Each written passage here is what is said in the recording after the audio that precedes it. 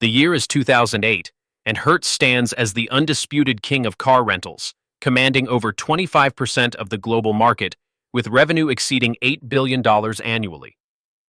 For nearly a century, Hertz has perfected the art of temporary transportation, building an empire on airport counters, lengthy paperwork, and the promise that you can rent their cars for days or weeks at a time.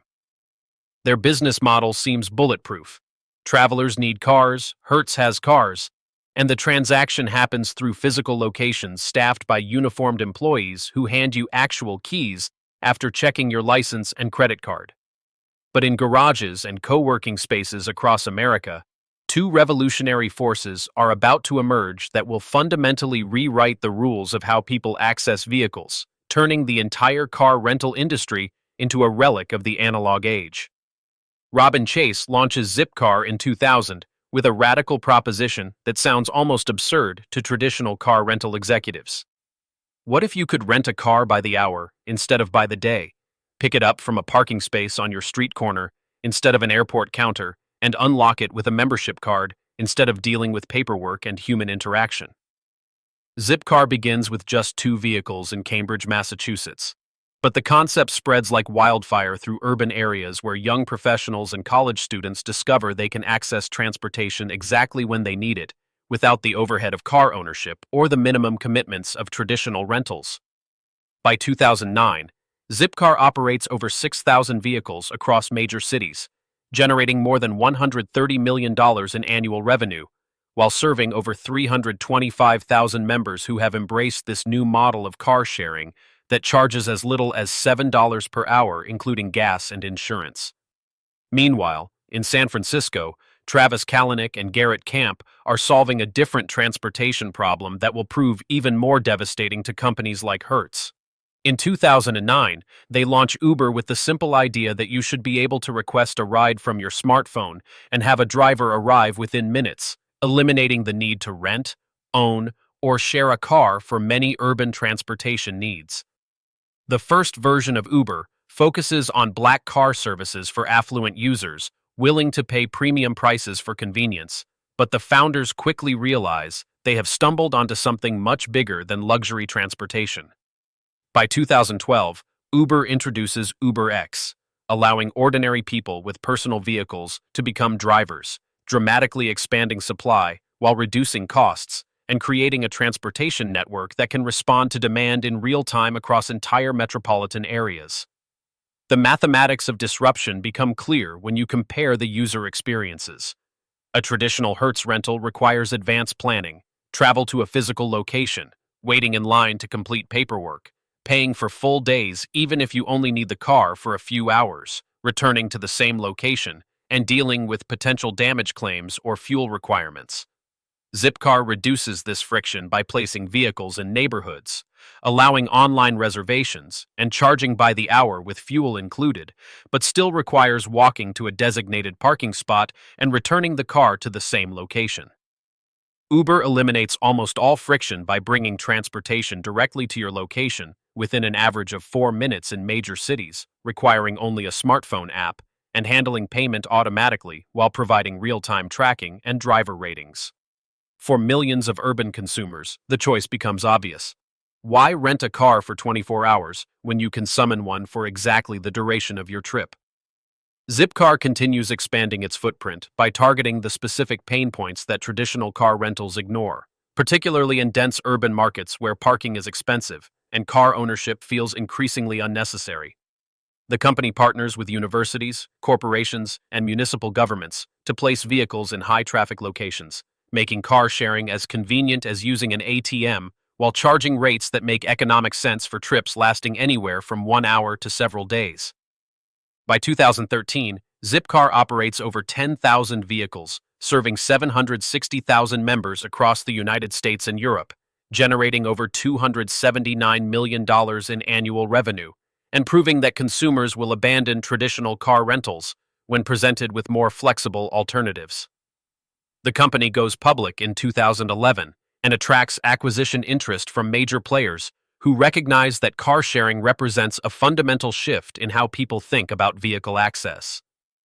Uber scales with breathtaking speed by leveraging network effects that make the service more valuable as more drivers and riders join the platform.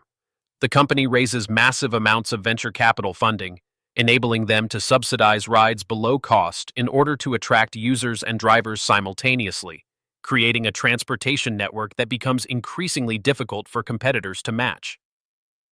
By 2014, Uber operates in over 200 cities worldwide, with over 1 million drivers, processing over 1 million rides per day, and achieving a valuation of $18 billion, despite generating relatively modest revenue compared to established transportation companies.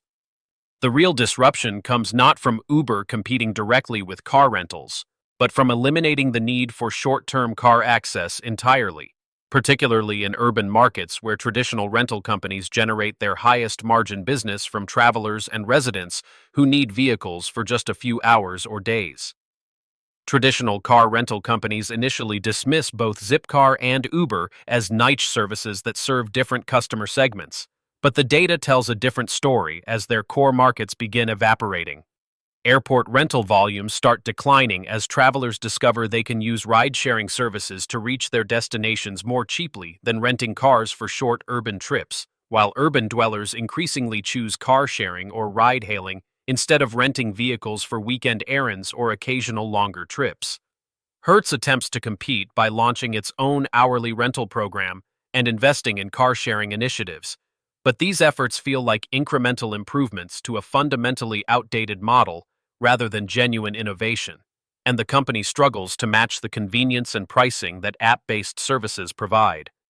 The financial impact becomes undeniable as Uber and Lyft achieve combined valuations exceeding $100 billion, while traditional car rental companies see their market capitalizations stagnate or decline. Enterprise Holdings, which owns Enterprise, National, and Alamo, maintains market leadership through airport dominance and corporate contracts, but even they begin investing heavily in mobility services and partnerships with ride-sharing platforms to avoid complete disruption. Hertz faces more severe challenges, with revenue declining from approximately $9 billion in 2014 to $8.8 billion in 2019, while simultaneously dealing with increased competition from peer-to-peer car-sharing platforms like Turo that allow individual car owners to rent their vehicles directly to consumers through smartphone apps, further fragmenting the traditional rental market. The final blow comes during the COVID-19 pandemic when travel restrictions devastate airport-dependent rental car companies, just as ride-sharing and car-sharing services adapt more quickly to changing consumer needs. Hertz files for bankruptcy in May 2020, unable to service approximately $19 billion in debt, while facing collapsed demand and increased competition from mobility platforms that require less physical infrastructure and can adjust capacity dynamically. The bankruptcy represents more than just one company's financial failure. It symbolizes the complete transformation of how people access transportation, from ownership and long-term rentals toward on-demand services that provide exactly the mobility needed for specific trips. Zipcar, meanwhile, had already been acquired by Avis Budget Group in 2013 for $490 million, as traditional rental companies desperately tried to acquire the innovative capabilities they had failed to develop internally. The story of how Uber and Zipcar made car rental giants irrelevant illustrates the power of reimagining fundamental assumptions about how industries should operate. Hertz and its competitors built their businesses on the assumption that people needed cars for extended periods and were willing to travel to central locations and complete complex transactions to access vehicles. Zipcar proved that urban consumers preferred hourly access with minimal transaction friction, while Uber demonstrated that many people would rather pay for rides than deal with driving and parking at all. The combined effect was not just competition, but the creation of entirely new categories of mobility services that made traditional car rentals feel as outdated as video rental stores in the age of streaming. Today, as we move toward autonomous vehicles and integrated mobility platforms, the disruption of traditional car rentals appears to be just the beginning of a broader transformation in how society thinks about transportation, ownership, and access to mobility services.